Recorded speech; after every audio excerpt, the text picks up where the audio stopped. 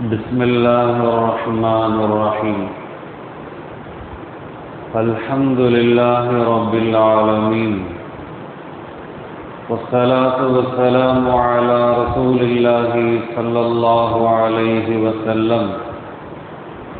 எல்லா புகழும் அல்லாஹ் ஒருவனுக்கே உரித்தாகுக. அல்லாஹு ஜல்ல சுப்ஹானஹு வ தஆலா அல் குர்ஆன் ஷரீஃபின் 2வது அத்தியாயம் அல் பக்ராவினுடைய அந்த அத்தியாயத்தில் 31வது வசனம் 32வது வசனம் ஆதம் அலைஹி வஸலாத்து ஸலாம் அவர்களின் அறிவாற்றலை பற்றி இங்கே பேசுகிறது.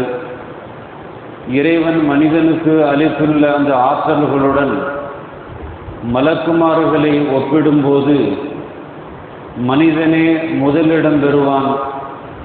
எனவே அறிவாற்றல் மற்றும் கல்வி திறமைக்கே அந்தஸ்து அதிகம் என்பதை அல்லாஹ் இந்த வசனங்களின் மூலமாக நமக்கு சொல்லித் தருகிறான்.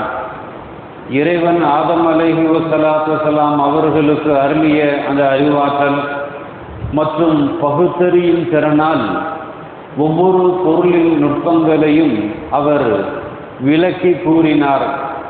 இதனை கண்ணுற்ற வானவர்கள் மனிதனின் அறிவாற்றலை உணர்ந்து கொண்டனர்.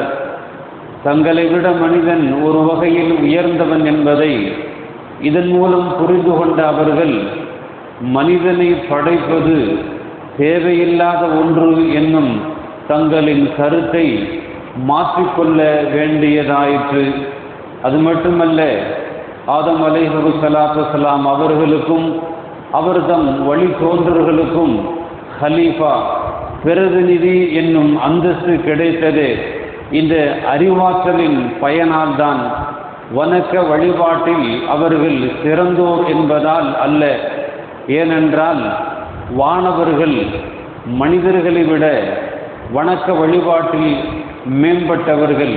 இருப்பினும் மனிதர்களில் உயர்நிலையில் இருப்போரான இறை தூதர்கள் எனப்படுவோர் வானவர்களின் உயர்நிலையில் இருப்போரை விட மேலானவர்கள் என்றும், சாதாரண நிலையில் உள்ள நன்மக்கள் பொதுவான அந்தஸ்தில் உள்ள வானவர்களை விட மேலானோர் என்றும் வகைப்படுத்தி கூறப்படுகிறது.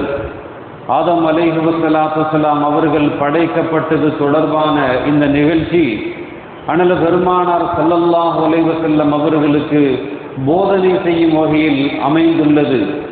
மனிதன் பகுத்தறிவு கொடுக்கப்பட்டவன். எந்த விஷயத்தையும் சிந்திக்கும் ஆற்றல் அவனிடம் உண்டு.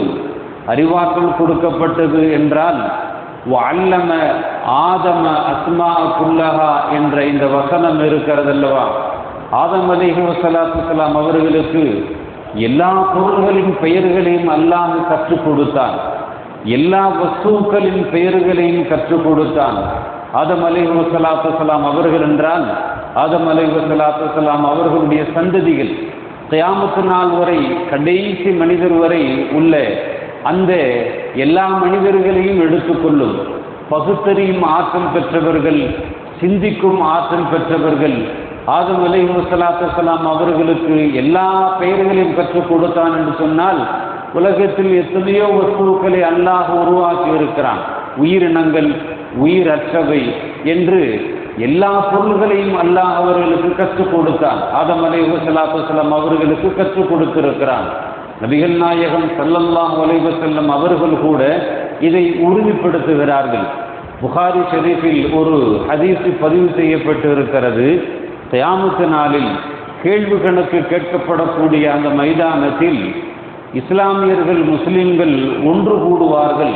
அப்படி ஒன்று கூடி நாம ஆதம் அலைஹி வஸலாத்து வஸலாம் அவர்களிடம் செல்லுவோம், நமக்காக அவர்கள் சிபாரிசு செய்வார்கள். நபிகள் நாயகம் ஸல்லல்லாஹு அலைஹி வஸல்லம் அவர்கள்தான் இந்த செய்தியை சொல்லுகிறார்கள். அப்ப ஆதம் அலைஹி வஸலாத்து வஸலாம் அவர்களிடத்திலே சென்று நாம் முறையிடுவோம் என்று எல்லோரும் பேசிக்கொண்டிருக்கக்கூடிய நிலையில் வாருங்கள் என்று இந்த மனித சமூகம் ஆதம் அலைஹி வஸலாத்து வஸலாம் அவர்களிடம் செல்லும். ஆதம் அலைஹிஸ்ஸலாத்து வஸ்ஸலாம் அவர்களிடம் சென்று, நீங்கள் எங்களுடைய தந்தையாக இருக்கிறீர்கள், அபுல் பஷர் என்பதாக அவர்களுக்கு சொல்லப்படும் மனித குலத்தின் தந்தை, நீங்கள் எங்களுடைய தந்தையாக இருக்கிறீர்கள். மேலும் சில விஷயங்களை அவர்கள் சொல்லுவார்கள். இப்படி சொல்லிக்கொண்டே இருக்கக்கூடிய நிலையில் அல்லாஹ் உங்களுக்கு எல்லா பெயர்களையும் கற்றுக் கொடுத்திருக்கிறான், அல்லாஹ் உங்களுக்கு கற்றுக் கொடுக்காத ஞானமே இல்லை, அந்த பெயர்களுடைய நுட்பங்களை எல்லாம் கற்றுக் கொடுத்திருக்கிறான் என்ற அந்த செய்தியை சொல்லிவிட்டு தான் எங்களுக்கு நீங்கள் சிபாரிசு செய்ய வேண்டும் என்ற அந்த விஷயத்தையே அவர்கள் முன்வைப்பார்கள் என்ற செய்தியை பெருமானார் ஸல்லல்லாஹு அலைஹி வஸல்லம் அவர்கள் நமக்கு சொல்லி தந்திருக்கிறார்கள். எனவே அறிவாற்றலுடைய அந்த விஷயங்களை அல்லாஹ் இங்கே உறுதிப்படுத்துகிறான். அப்ப ஆதம் அலைஹிஸ்ஸலாத்து வஸ்ஸலாம் அவர்கள் எப்படிப்பட்டவர்கள் என்று சொன்னால் பகுத்தறிவு கொடுக்கப்பட்டவர்கள். ஆதம் பகுத்தறிவு கொடுக்கப்பட்டவர்கள் என்றால் மனிதகுலம் முழுமையும் பகுத்தறிவு கொடுக்கப்பட்டவர்கள். எந்த விஷயத்தையும் சிந்திக்கும் ஆற்றல் அவர்களிடம் உண்டு. முதலில் தவறு செய்துவிட்டாலும் பின்னர் அந்த தவற்றினை உணர்ந்து திருந்திக் கொள்கின்ற அந்த மனப்பக்குவம் மனிதனுக்கு உண்டு. அதனால தான் உமது சீர்திருத்த பிரச்சாரத்தை அவசரப்பட்டு சிலர் எதிர்க்கலாம். அதை கண்டு மனம் தளர்ந்துவிடக் கூடாது. மக்களின் அறிவுக்கு படுகிற வகையில் சத்தியத்தை எடுத்துணர்ந்து வந்தால் நிச்சயம் அவர்கள் திருந்துவார்கள் என்று எடுத்து காட்டுவதாக இந்த நிகழ்வுகள் எல்லாம் அமைந்திருக்கிறது. எனவே ஆதம் அலைஹிஸ்ஸலாத்து வஸ்ஸலாம் அவர்கள்தான் இந்த உலகத்தில் படைக்கப்பட்டவர்களில் சிறந்தவர்கள் என்பதை மலக்குமார்கள் புரிந்து கொண்டதின் காரணத்தினால்தான் அவர்கள் இப்படி சொன்னார்கள். அதற்கு நீ தூய்மை மிக்கவன், நீ எங்களுக்கு கற்பித்தவை கற்றுக் கொடுத்தவை தவிர வேறு எந்த அறிவும் எங்களுக்கு இல்லை, நிச்சயமாக நீயே அறிவு மிக்கவன் ஞானமிக்கவன் என்று மலக்குமார்கள் ஒரு அற்புதமான வாசகத்தை கொண்டு சொன்னார்கள். சுப்ஹானக லா இல்ம லனா இல்லா மா அல்லம்தனா இன்னக அன்தல் அலீமுல் ஹக்கீம் என்று வானவர்கள் இங்கே சொன்னார்கள்.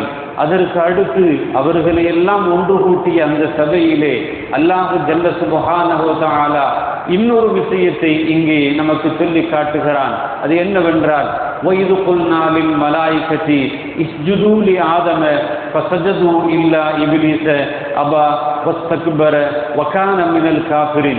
இன்னும் நாம் வானவர்களிடம் நீங்கள் ஆதமுக்கு பணியுங்கள் என்று கூறினோம். அப்போது இப்லீஸை தவிர அனைவரும் பணிந்தனர். அவன் கர்வம் கொண்டு மீறினான், இன்னும் மறுப்பவர்களுள் ஒருவனாக ஆகிவிட்டான் என்ற அந்த செய்தியை அல்லாஹ் ஜல்ல சுப்ஹானஹு வ தஆலா 34வது வசனத்திலே நமக்கு சொல்லி தருகிறான். வல்லோன் அல்லாஹ் இந்த வசனத்தின் விளக்கங்களை தொடர்ந்து படிக்கக்கூடிய பாக்கியத்தை நம் அனைவர்களுக்கும் தந்தல் புரிவானாக. வாஹிரு தவானா அனில் ஹம்துலில்லாஹி ரப்பில் ஆலமீன். அஸ்ஸலாமு அலைக்கும் வரஹ்மத்துல்லாஹி வபரகாத்துஹு.